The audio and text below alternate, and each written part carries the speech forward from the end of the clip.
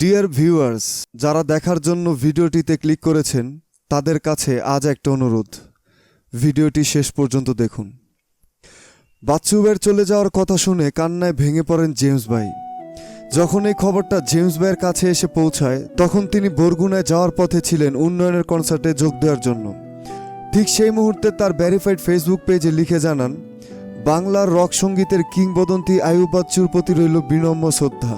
এই ক্ষতি বাংলা সঙ্গীতের জন্য অপূরণীয়। উনার আত্মার মাগফিরাত কামনা করছি। ইন্না লিল্লাহি ওয়া ইন্না ইলাইহি রাজিউন। তারপর সন্ধ্যায় বরগুনা স্টেজে উঠে হাজারো মানুষের সামনে আইয়ুব বাচ্চু ভাইয়ের মৃত্যুর শোকে তার কথা স্মরণ করতে যেয়ে কান্নায় ভেঙে পড়েন জেমস ভাই। তার একটু পরে গান গাইতে যেয়ে নিজেকে সামলাতে না পেরে হাজারো মানুষের সামনে এবং দেশ টিভিতে লাইভ চলাকালীন অবস্থায় জেমস ভাই 5-10 মিনিট সময় চেয়ে স্টেজ থেকে নেমে ব্যাক স্টেজে চলে যান।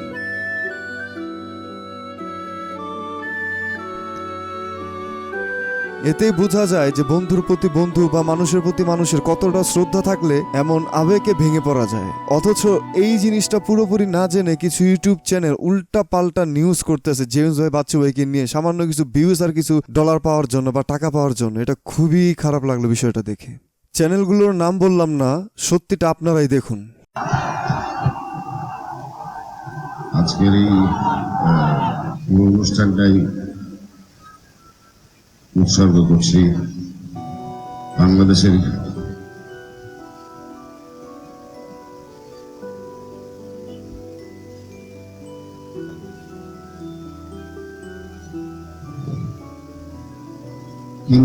কিংবদন্তি গায়ক আইয়ুব বাচ্চুকে।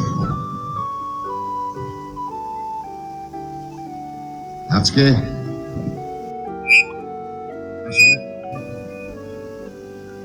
অনুষ্ঠানটা করার একদম ইচ্ছাই ছিল না, কিন্তু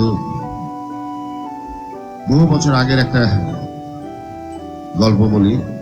যখন আমি আর বাচ্চু ভাই একসাথে আড্ডা মারতাম, তো তখন আমরা হাসতে হাসতে বললাম যে আমাদের এই শিল্পীদের একটা প্রবাদ আছে ইংরেজিতে, যে the show must go on. তো তাই চেষ্টা করবা।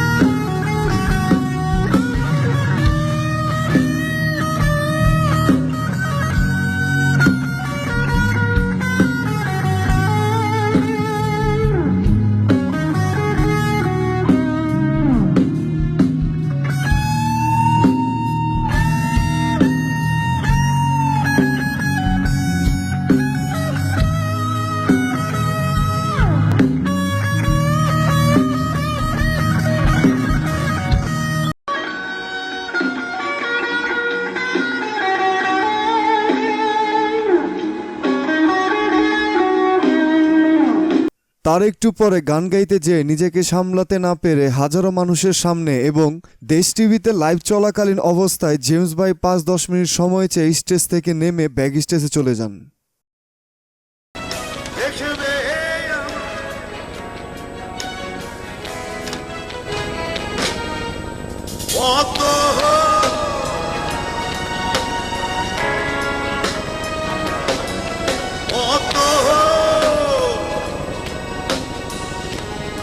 বন্ধুরা, আমাকে 5-10 মিনিট একটু সময় দাও, আমি একটু পরে আসছি।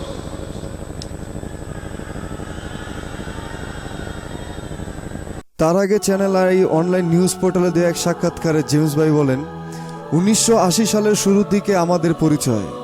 এরপর দীর্ঘ প্রায় 40 বছর আমরা একে অপরের সুখে দুঃখে মানে অভিমানে কাটিয়েছি। একসঙ্গে প্রচুর শো করেছি, গান করেছি, দেশ বিদেশে ঘুরেছি।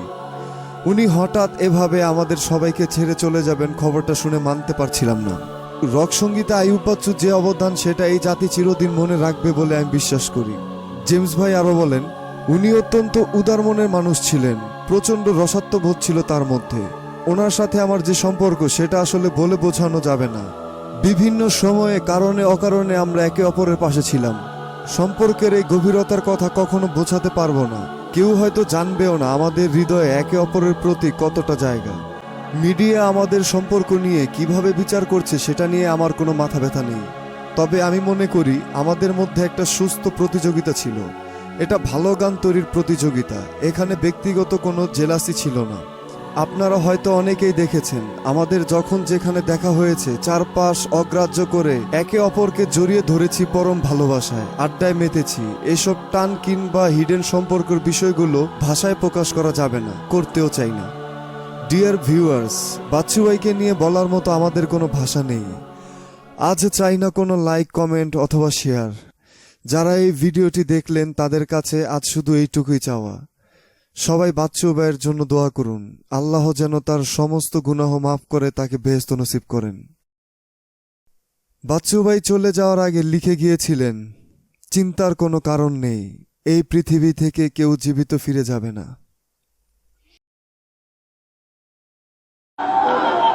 অনুষ্ঠানটাই উৎসর্গ করছি বাংলাদেশের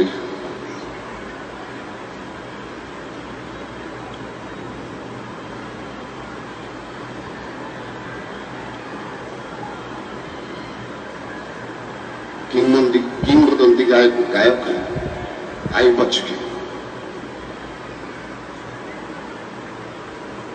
আজকে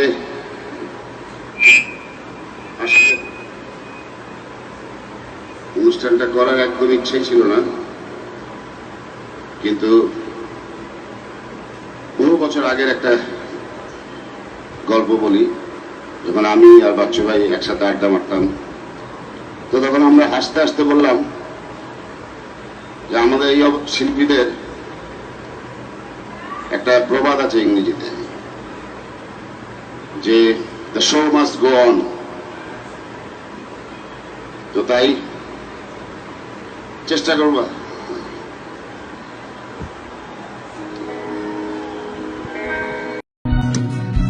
দেখবে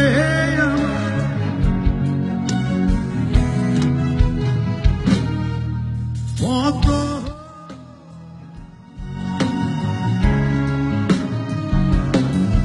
কত বন্ধুরা, আমাকে 5-10 মিনিট একটু সময় দাও, আমি একটু পরে আসছি।